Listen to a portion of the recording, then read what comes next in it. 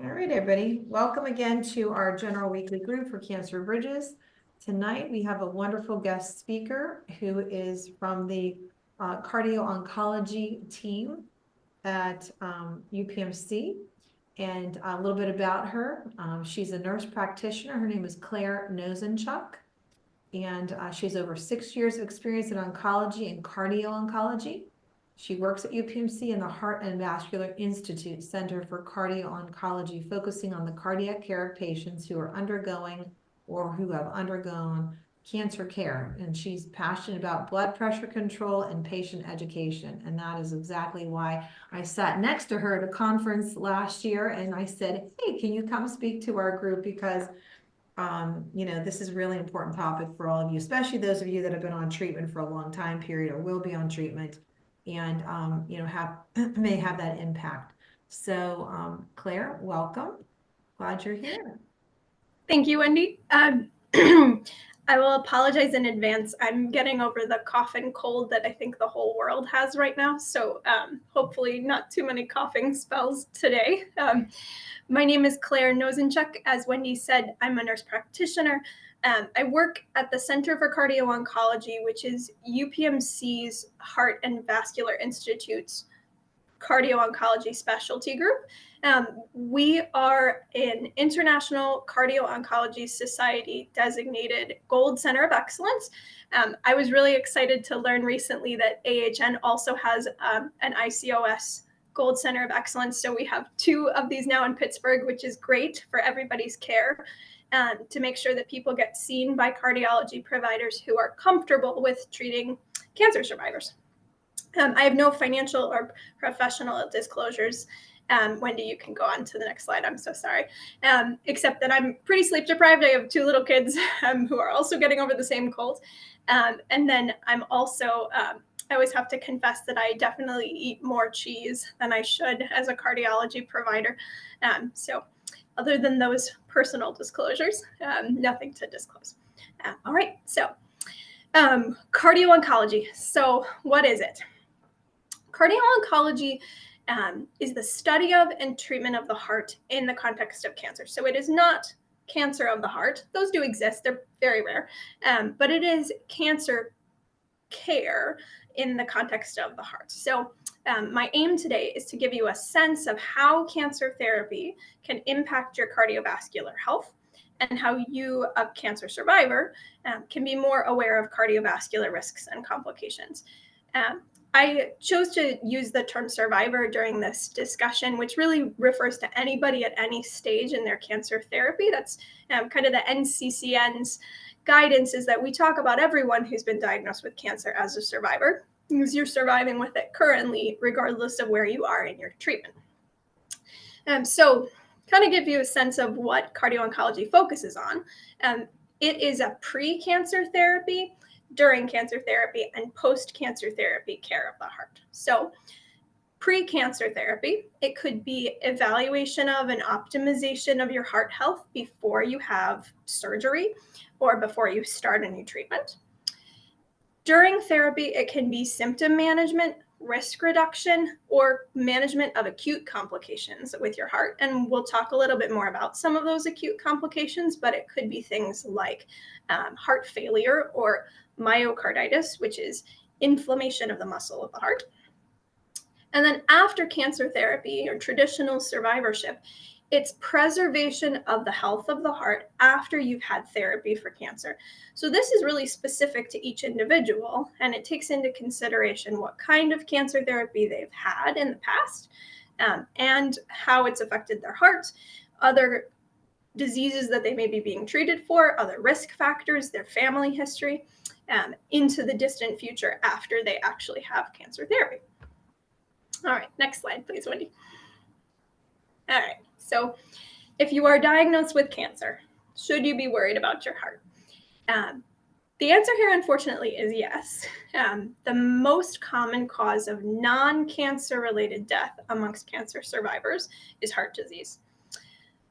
This is different depending upon different cancer diagnoses, but it's most prevalent amongst survivors of breast cancer, prostate cancer, testicular, endometrial, laryngeal, and lymphomas. And so I'm sure there are people amongst this audience tonight who have these diagnoses. These are also some of the most common kinds of cancer.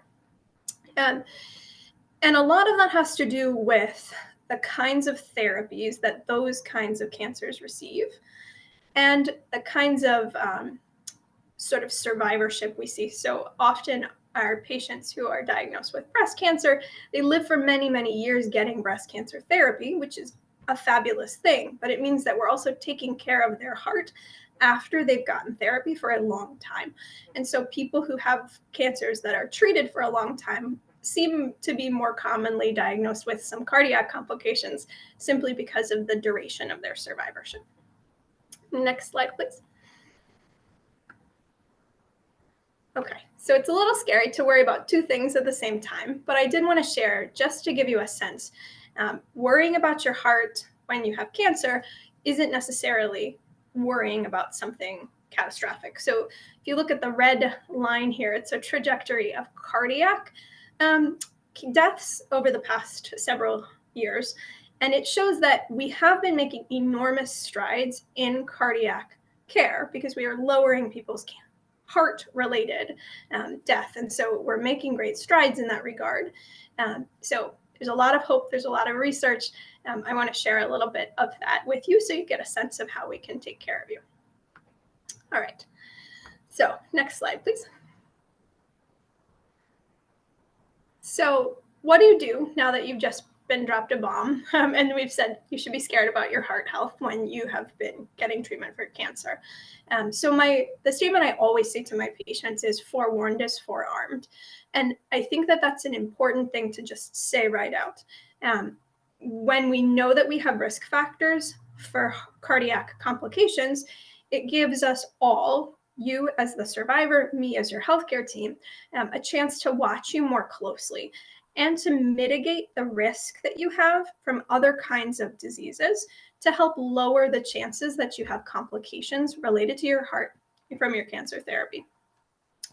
It does not necessarily mean that we stop treatment because of complications with your heart. So one of the things that we know in cardio-oncology is that our job is to sort of support your heart while you're getting therapy to allow you to get therapy. It doesn't mean that we say your heart is going to be all messed up forever and there's nothing we can do about it. It means that we can identify issues and help to solve them as long as everybody involved in your care and you yourself are aware of potential risks and complications when they're happening. So to think about this in a couple of ways, I kind of grouped three sort of categories. So the first is I wanted to help everybody understand a little bit about common cancer therapies and how they affect the heart.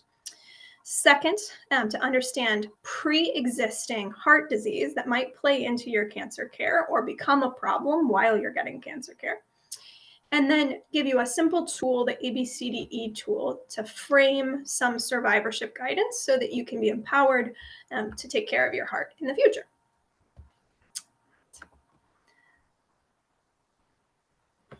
Next one, Wendy, I'm so sorry. Thank you. All right, so cardiotoxicity. So this is a term that we use in cardio-oncology to describe ways that cancer therapy itself impacts the heart. And this is a broad range of problems, so I wanted to just kind of highlight some of them as we talk this evening. From a technical perspective, this can be impact on structural heart disease. That's things like the valves of the heart. It can be creation of weakness of the muscle strength of the heart. That's heart failure. It can be arrhythmias. That's electrical issues with the heart. Blood pressure problems, or even coronary artery disease, what people think of as blockage in the heart or heart attacks. Because these are technical distinctions, when we talk through it tonight, I grouped them by the kind of cancer therapy so that you can recognize things that you may have been treated with and kind of give you a sense of what you should be thinking about to talk about with your healthcare team and to monitor for in your own health moving forward. This is not an exhaustive list, but I highlighted the biggest offenders. So the patients who receive these medications should be aware of potential heart health issues moving forward. And also, these are very common drugs, so things that a lot of patients have received. All right, first one.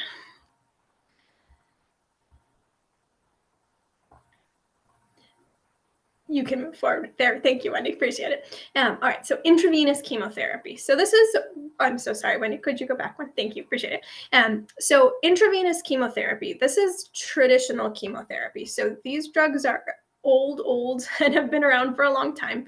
My dad was an oncology nurse, and he gave these medications. So I don't think it changed a lot. That was back in the 70s.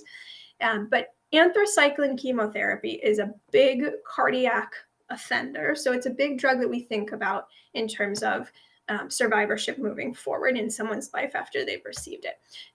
These are medications like doxorubicin, idarubicin, daunorubicin. Sometimes they're referred to as the red devil, which is adriamycin. And these medications actually damage the muscle of the heart. So they cause scarring or fibrosis of the muscle. When that happens, the muscle squeezes less effectively. And as it squeezes less effectively, fluid backs up in the body. So it creates heart failure. And what people think of as heart failure is typically shortness of breath, swelling, fluid retention. Importantly, this can happen very shortly after people receive these drugs, or it can actually happen years later. And so patients who receive these drugs at some point in the past need to be aware that there's a potential risk that it can damage the muscle of the heart, and you should be watched for it by your healthcare team moving forward. Another important thing to know about it is that the higher the exposure, the higher the risk that you have complications. And so in patients who've received large doses of this, there's a larger chance that you will have cardiac complications. This is something we can protect against in some ways while the medication is being administered. So there's some technical things your healthcare team can do if you're actively getting these medications. But most importantly, it's that when you have received these in the past, we shouldn't forget about it. So moving forward, your healthcare team, primary care doctor, cardiology, oncology, need to keep an eye on your heart to make sure it's not developing that muscle weakness. So another drug here I wanted to highlight, which is 5-FU. I think it's a funny name, but that is what it's referred to. It's a really common cancer drug used in medication regimens like Folfox, which is given for colorectal cancer. And this drug causes problems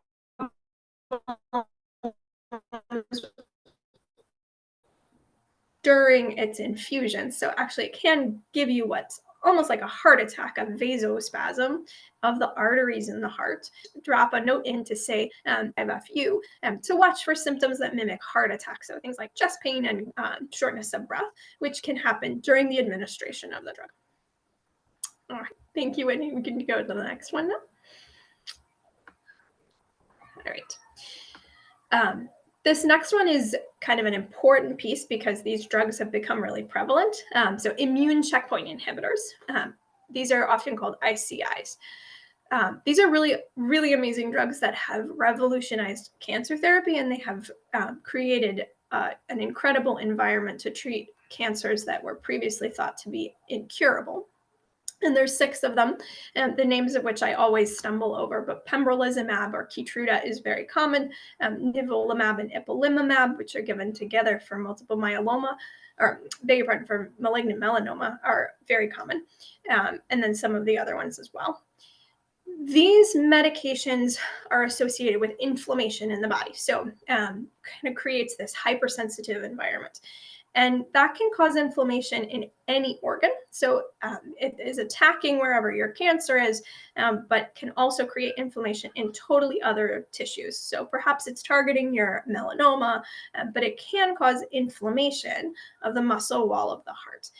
That's called myocarditis. And this is a complication that occurs a lot more frequently than people originally thought. There's some data to support that it happens in about 1% of patients who receive these drugs to some degree, but it does not always get recognized. Myocarditis usually presents with shortness of breath, chest discomfort, terrible fatigue, and it may make healthcare providers think that a patient is having a heart attack because of the way it presents. However, it gets treated really differently. And so, in patients who are receiving any of these drugs, my responsibility as a cardio-oncology provider is always to say, if you have these symptoms, chest pain and shortness of breath, sure, if you suddenly have chest pain, you could be having a heart attack. It's possible. But if you go into an emergency room and you have these symptoms, you need to make sure that they know you've been receiving these medications because they're treated as a totally different management strategy. And when not treated, myocarditis can be fatal very quickly. And so we want to treat it appropriately when it happens. So those symptoms to be aware of: chest pain, shortness of breath, terrible fatigue, and to be aware to tell your healthcare team that this is something that you've been exposed to and might be causing you problems. Next one up, Andy, thank you. Radiation. So again, pretty diffuse treatment, right, given for a lot of different cancers.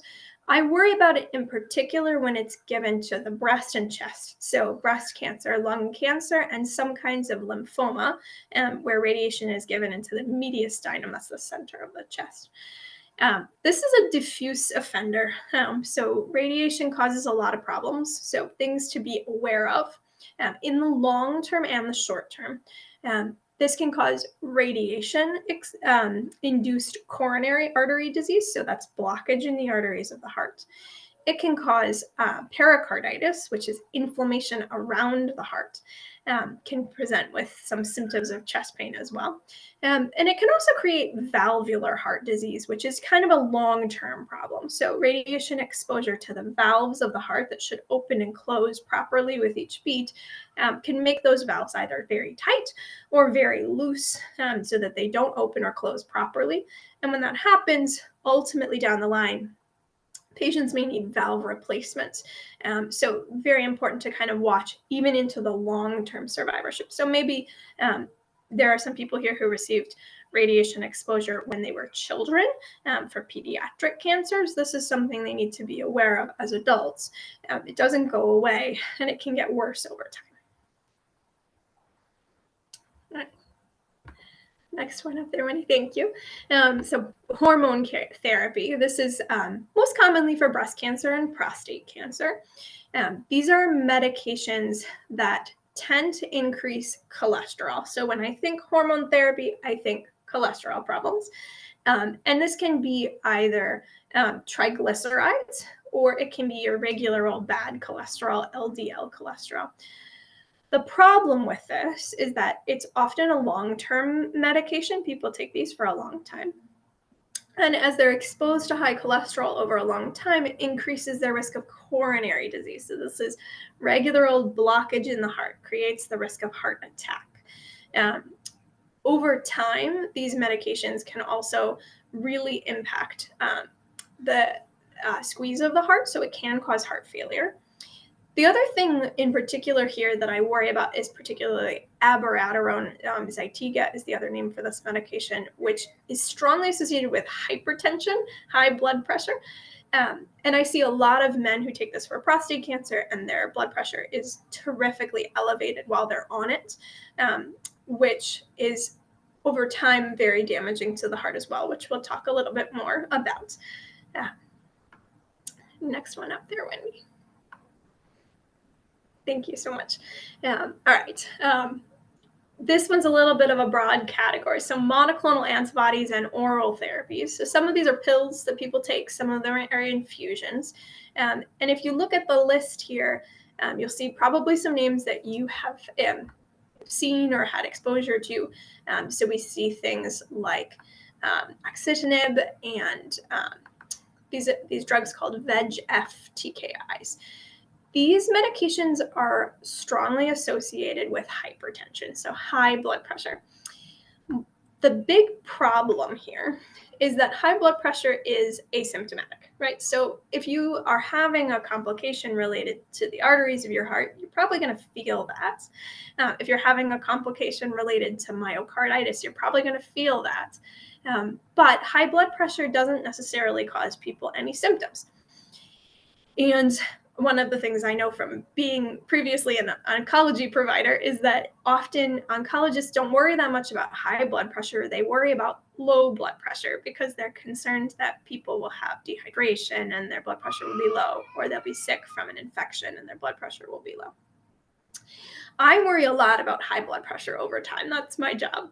And so one of the things that we've seen is that patients who are on these kinds of medications often need to have very significant blood pressure control to keep receiving them safely. I'm talking 3-4 medications to control their blood pressure. If you take an oral chemotherapy agent, I highly, highly recommend that you have a blood pressure cuff and use it daily to check your blood pressure and write those numbers down and take them to your oncologist. It's very important when you're on these medicines to monitor your blood pressure at home.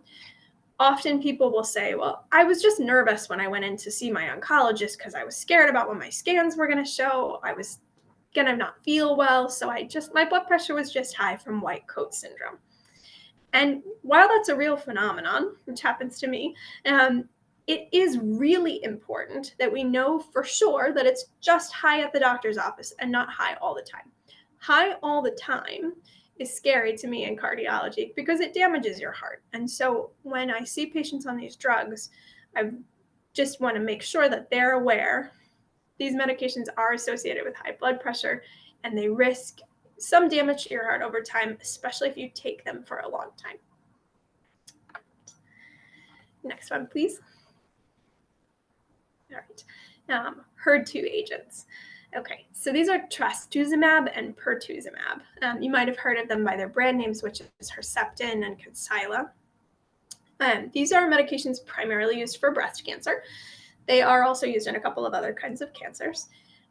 And they are associated with the weakening of the muscle of the heart, though they don't appear to actually damage it. So this is a little different than that IV chemotherapy that scars up the heart tissue. This just weakens the muscle. Think about when you've been lying in bed for a couple of days, recovering from your chemo cycle, and you get up and you feel like your legs are wobbly. Your muscles have gotten a little weak. This is kind of a similar problem. The muscle of the heart's gotten a little bit weak. There's a highly quoted risk of this happening with these medications. There's some literature says that this will happen in 1 in 5 people, that their muscle will get weak. However, what we've learned is that very few of those people, maybe 1 to 4%, if that, will have actual symptoms from the weakening of the muscle of the heart. Weakening of the muscle of the heart is heart failure. And so again, we're thinking about those symptoms of shortness of breath, fluid retention, sense that you're gaining weight and can't breathe, as is the hallmark of heart failure. The way that we approach this is to monitor very closely. Because again, if there's that quoted risk of 1 in 5 people are going to have weakening of the muscle of the heart, we want to watch for it. However, most people who have these drugs will not need to have their medications interrupted just because of some weakening of the heart seen on an echo. So if you're on these medicines, you'll be familiar with the fact that your oncologist probably has you do an ultrasound of the heart, an echocardiogram every 12 weeks. And they're watching to see if the heart muscle gets weak. If that happens, there's lots of ways we can protect the heart to keep it safe while you keep going with these therapies. So having some changes in the muscle strength on an imaging test doesn't necessarily mean you have to stop the medicine. However, it is really important that you know that the risk is there. So again, thinking about symptoms that can happen, but knowing that most people can tolerate continuing, even if there's a little bit of change, and when an ultrasound technician does their ultrasound. The other important thing about these drugs is, again, because they don't scar up the heart. We think that most people, the heart will return to normal when the medicine is stopped. So in the rare event where people develop real heart failure with all those symptoms with these medicines, most people will go back to normal wherever they were before after we stop the medication. Thank you, Wendy. Okay. All of those things are cancer therapies. Second thing to kind of think about is heart disease, problems that exist already in the heart that impact cancer therapy. I'm not going to spend as much time on these, but I wanted to highlight a couple of things you may have picked up in the course of your lifespan before you developed cancer that might impact your cancer therapy. So things to think about and talk about with your oncologist. Coronary artery disease, or plaque buildup in the arteries of the heart. This can increase your risk of having a heart attack while you have cancer therapy. Stress on the body from the cancer treatment and the cancer itself can increase that risk. Heart failure, if the muscle of your heart is already weak before you get these drugs, more risky to receive them for sure. More chance that you'll have complications from those medicines if they choose to use them. Valvular heart disease, leakiness or tightness of the valves of the heart, may cause more side effects when you get IV fluids or when you're dehydrated from nausea and vomiting. Atrial fibrillation, really common diagnosis having to do with the electrical activity of the heart, can increase in severity when you're sick with other things. So if you had this and it's been under control, and then you're diagnosed with cancer and you get quite sick as a result of that, terrible nausea and vomiting, it's not uncommon to see the atrial fibrillation kind of rear its ugly head and become more difficult to manage. Regular old high blood pressure, super common diagnosis for most of us as we age, may significantly increase while you're getting cancer therapy, requiring your medicines to be changed, or may significantly decrease if you lose weight or become dehydrated. Your medicines might need to be stopped or adjusted. High cholesterol can definitely increase thanks to changes in our activity level, changes in our diet, what we can tolerate eating if we're sick. And also, as a result of some of the medications we talked about previously, you can also see those go up as well. Diabetes, I included in here as well. So obviously, diabetes isn't necessarily a problem with your heart. However, it is associated with a higher risk of heart events. So if you are a diabetic, you're at stand to have significantly more chance of developing other cardiac problems. And it is associated with a higher chance of coronary artery disease, definitely atrial fibrillation, more complications from those things. So if this is something you have as well, keeping it well managed while you're going through cancer therapy and after cancer therapy also helps to reduce your risk of cardiovascular complications. Thank you, Wendy. Okay, it's kind of yikes, right? So with all that information, a lot of different interplay there between different kinds of drugs that receive for cancer therapy that impact the heart, different things that are already wrong with your heart that impact your cancer therapy. Often it can feel a little paralyzing. And so there's been a lot of studies recently that have shown that giving people concrete ways to move forward is helpful, both for kind of empowering you to understand your health, but also to really help preserve your heart health while you're going through cancer therapy and then in long-term survivorship. So as we move forward, next slide, please, Wendy. The thought is, what do you do now, right? So given a lot of information, some scary things, maybe wrote down a medicine that you want to talk about with your doctor or a side effect you want to mention. What do you do as you move forward? So again, forewarned is forearmed. And one of the ways we've tried to kind of couch this in cardio-oncology is with the ABCDE tool. This was originally developed for survivors of breast cancer, but it's kind of been applicable to all cancer survivors, and I like to use it as a way to think about cancer therapy and cardiac health moving forward. So we'll go through this kind of piece by piece.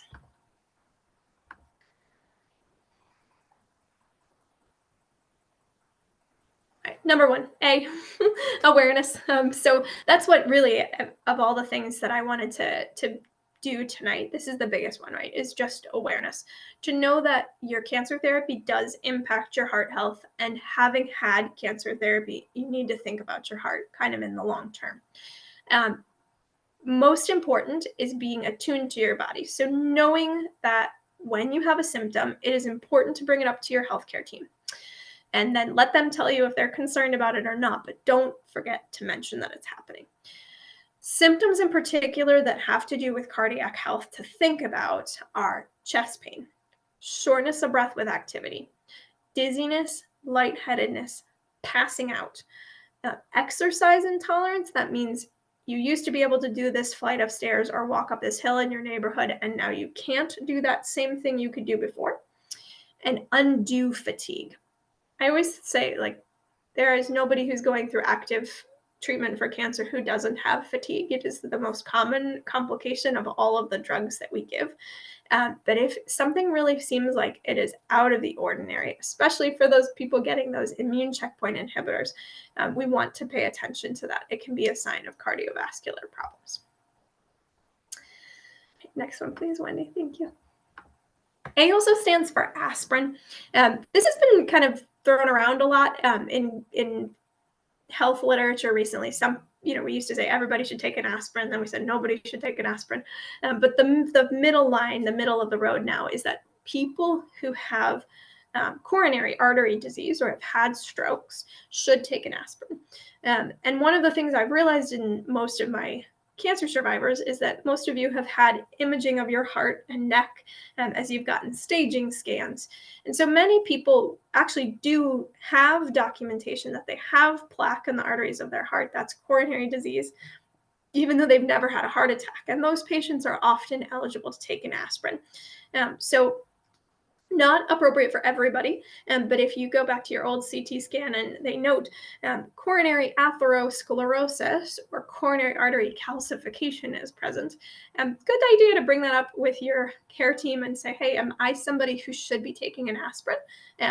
Don't do it without talking with your team. There might be a reason you shouldn't, but it's a good idea to mention. Next up is B for blood pressure. That's my favorite one. Blood pressure. Our goal generally is in cardio-oncology, we want to keep your blood pressure less than 140/90. And in some cases lower, especially in people who have diabetes or a history of heart failure or heart attacks. If you're actively undergoing cancer therapy, there is often a lot of fluctuation in your blood pressure depending on everything else that's going on. So maybe you get your chemo cycle and the week afterwards you don't really eat a lot or drink a lot, your blood pressure goes down. The next week you start to feel a little better, you go back to your normal and your blood pressure goes up again. So there's a lot of kind of give and take to this, but the general rule of thumb is we don't want to let your top number go above 140 and your bottom number above 90 most of the time. Biggest thing here is to monitor it, keep an eye on it, especially at home. So again, not just in the doctor's office, and then report it to your healthcare team. So one of the things that has always scared me or concerned me is when people say, my blood pressure just always runs high. Your blood pressure shouldn't always just run high. It should be well controlled. High blood pressure has a higher risk of heart attack, stroke, heart failure, kidney disease, all these things that we worry about in the long term. So don't accept bad blood pressure. You can do better. We can control it. All right, next up. C on our ABCDE tool is first up for cholesterol.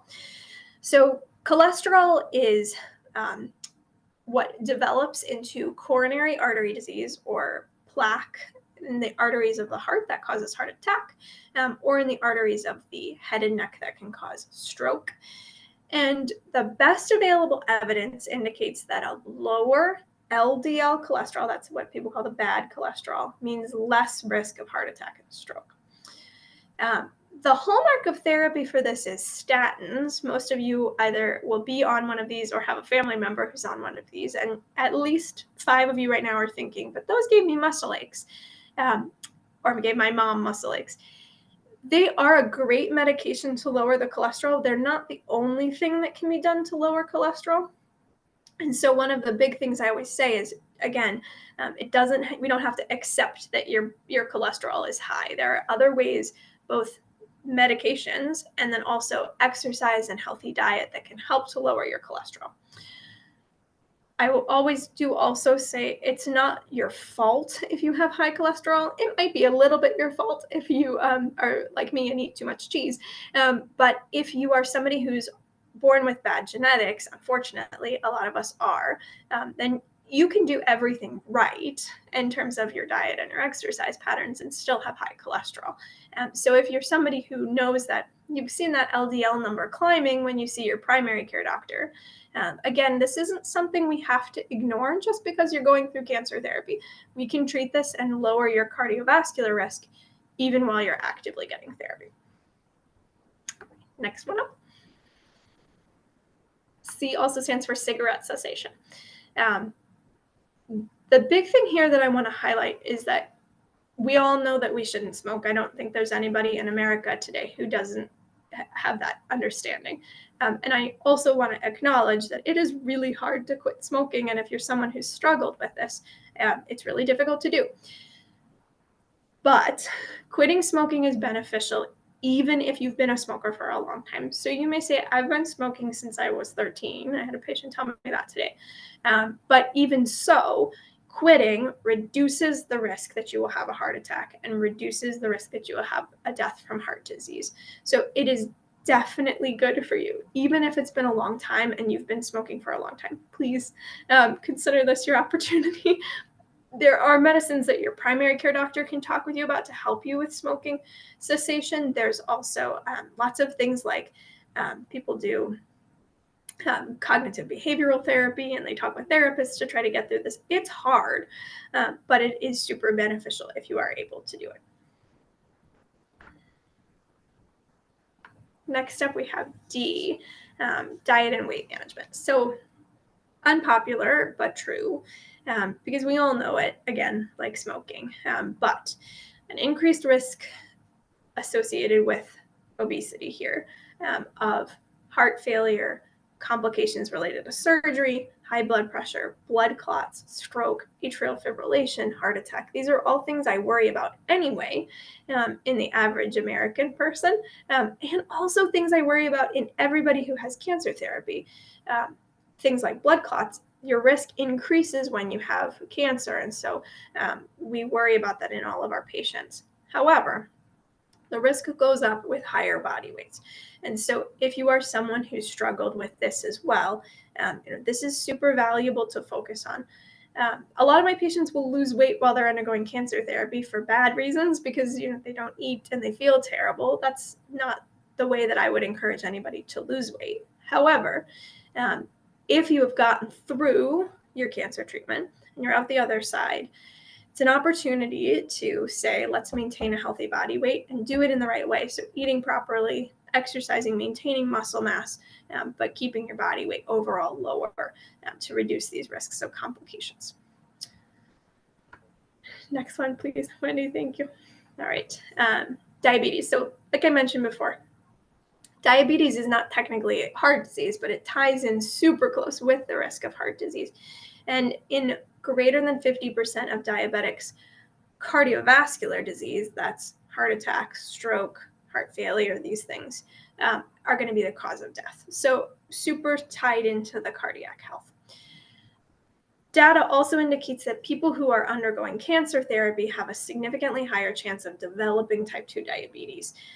There was one study I saw that just absolutely floored me that said there's a 53% chance of development after the treatment for colorectal cancer. So depending upon what kinds of medicines you get and what kind of cancer you have experienced, the risk varies. The target A1C here that we're aiming for is between 6 and 8. So things, again, to be aware of. People who are in long-term cancer survivorship, people who've got pediatric cancers and been treated a long time ago, should have their A1C checked periodically, should have a fasting glucose checked periodically to make sure that they're not headed into that direction of prediabetes or diabetes. If you have diabetes already, controlling it tightly greatly impacts your cardiovascular health. I highly recommend that if you don't have kind of a plan to manage that. You talk to your PCP, get on board with a nutritionist, maybe see an endocrinologist to keep those numbers really tightly controlled. Next one up.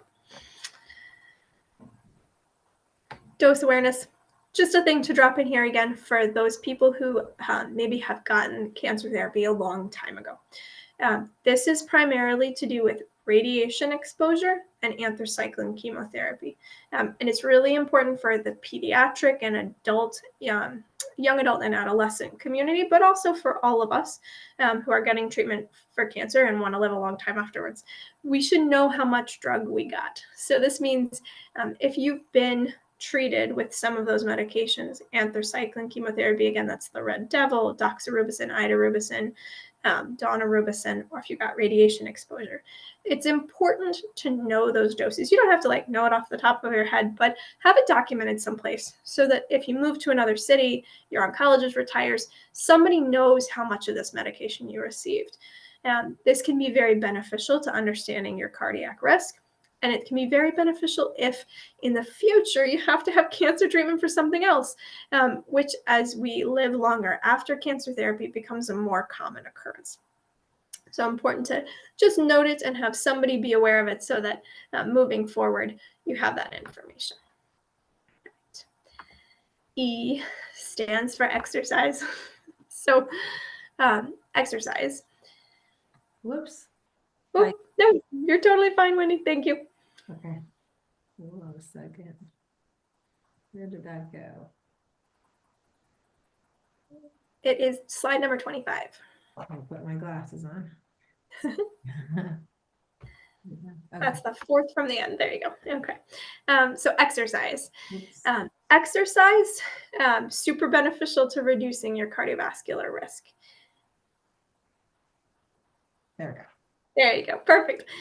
So there is structured cardiovascular exercise, that's supervised exercise, perhaps cardiopulmonary rehab, but any kind of exercise is beneficial. I love this chart because it shows that with even small amounts of exercise, the kind of the needle moves and you see your risk of cardiovascular events go down. And so even a little bit is good. Again, it's, small changes are better than no changes. And so we say any amount of activity is beneficial. Many oncology patients will qualify for cardiac rehab. So I wanted to just throw this out there so you've heard of this. This is what we call supervised exercise. So it means that you're hooked up to EKG wires and someone watches you on a treadmill while you exercise. And many people who have a smoking history, who have COPD, people who have heart failure, prior heart attacks or stents, they'll qualify for this. So if that rings a bell with your health history, please know and ask your doctor that you can be enrolled in this. Great. And then E is also for echocardiography. So this is an ultrasound of the heart. Ultrasounds are my favorite tool because there's no radiation exposure. There's not a need for IV contrast, so no risk to your kidneys. These are really low risk studies and they tell us so much about your heart health. And they are the hallmark of survivorship screening.